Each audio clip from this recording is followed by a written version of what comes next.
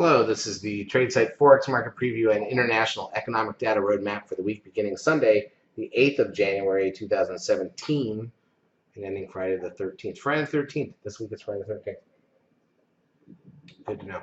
All right, so let's take a look at the dollar index chart. Here it is, the daily chart. Pulled back a bit this week. Not a big deal. A little bit of movement, but it is what it is. Let's look at the individual pairs that we trade. So the euro's up, which is what you expect when the dollar's down. It's basically the mirror image of that. Here's the pound, which was really flat this week. Very uneventful week for the pound. Australian dollar popped up a bit after a 9-bar startup phase completed about 2 weeks ago. We curled up here. Here's the pound yen. Not much going on there. The euro yen has been flat for a month, almost untradeable. Here's the pound Swiss. Not much there. New Zealand dollar. Also not much there. So there's nothing to really look at here from the daily chart perspective. All right, let's look at the 30-minute charts so you can see the whole week. And again, we did have a holiday to start the week, obviously for New Year's. But when you look at it, you know, everything being equal, Tuesday was kind of flat. Wednesday we got a downward move. Thursday back up. Well, Wednesday back up. Thursday back up. Friday flat. High to low of the week is 250 pips on the euro, which isn't bad. We made some good money on the euro this week, actually. Here's the pound, 200 pips. High to low for the week. And most of the action was Thursday, actually. All right, so what do we have for the week ahead? Let's get on track for that. Get everybody ready to go for this. Now, we've had a nice couple of weeks from a trading perspective, but it's time to get focused on, you know, the new year and just things being normal again and trading from that perspective. So Sunday, the AIG Construction Index out of Australia at 5:30 p.m. Eastern Time. Bank holiday in Japan for Monday. Building approvals out of Australia. German industrial production and trade balance.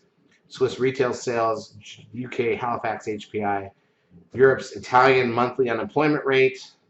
And the employment rate in Europe at 5 a.m. Eastern Time on Monday. U.S. labor market conditions index. Canada's BOC Business Outlook Survey. Consumer credit here in the U.S. at 3 p.m. Eastern Time, so that's the first economic data here in the U.S. is not until the afternoon on Monday. BRC retail sales, Australia retail sales, China CPI and PPI, so both of their inflation numbers at 8:30 p.m. Eastern Time on Monday. Tuesday, consumer confidence at midnight out of Japan, employment rate out of Switzerland, French industrial production, new loans and money supply out of China, small business index here in the U.S., housing starts out of Canada, and building permits. JOLTS job openings here in the U.S., final wholesale inventories in the U.S. Japan 30-year bond auction and leading indicators going into Wednesday. UK manufacturing production and goods trade balance, construction output and industrial production. Europe's 10-year bond auction out of Germany. Crude oil inventories out of the U.S. and 10-year bond auction. Japan's bank lending. Current account. We got commodity prices here out of New Zealand going into Thursday. That's Wednesday night at 7 p.m. Eastern Time. Japan's economy watchers sentiment, French final CPI, and Italian industrial production, and European industrial production. UK 10-year bond auction, ECB monetary policy meeting accounts. At 8:30 a.m. on Thursday, we've got Canada's NHPI, but then in the U.S., the unemployment claims, Fed members speaking, import prices. Got natty gas. 30-year bond auction, and then M2 money stock out of Japan, which is not a big deal. We've got trade balance out of China, U.S. denominated trade balance out of China. We've got UK's credit conditions survey. U.S. has core retail sales, PPI, Fed members speaking, preliminary University of Michigan sentiment, and Fed. That's all in the morning, and then Fed budget balance at 2 in the afternoon on Friday. Now, here's the thing to keep in mind: next Friday is what? It is heading into the long U.S. bank holiday for MLK weekend, Martin Luther King weekend on Monday. So there will be no calls on Sunday. The banks are closed on Monday, which means Friday probably won't be that exciting.